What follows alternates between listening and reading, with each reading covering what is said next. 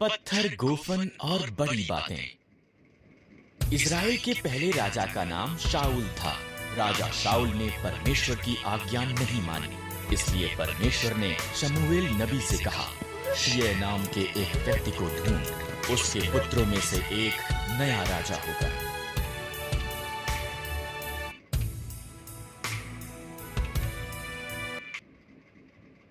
शमूएल को यिशै बैतलहम में मिला।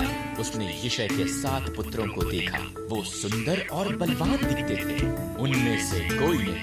परमेश्वर ने कहा, मैं बाहरी रूप को नहीं देखता, मैं एक व्यक्ति की आंतर्य दिल की परवाह करता हूँ। यिशै ने उसके सबसे छोटे बेटे को संदेश भेजा, जो खेतों में भेड़ें चरा रहा था। शमूएल ने उसे देखा और परमेश्वर ने कहा, वही है। इस तरह दाऊद नया राजा होने के लिए अभिषिक्त किया गया था। कुछ समय के बाद इजरायलियों ने पलिश्तियों के साथ युद्ध किया।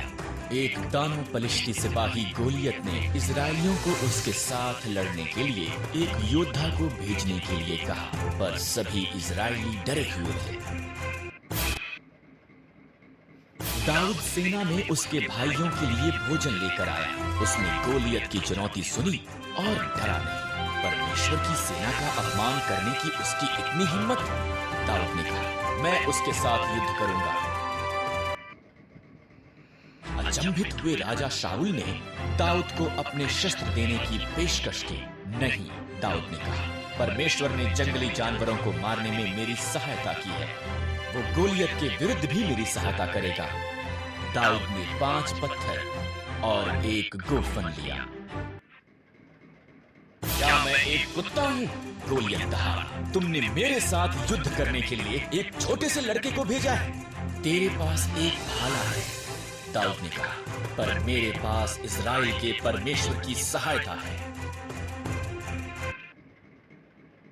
दाऊद ने गोफन में पत्थर डाला और घुमा कर मारा। ये गोलियत के माथे में लगा और उसे नीचे गिरा दिया। इजरायलियों ने पलिश्तियों को हरा दिया। परमेश्वर की सहायता के साथ दाऊद एक हीरो था।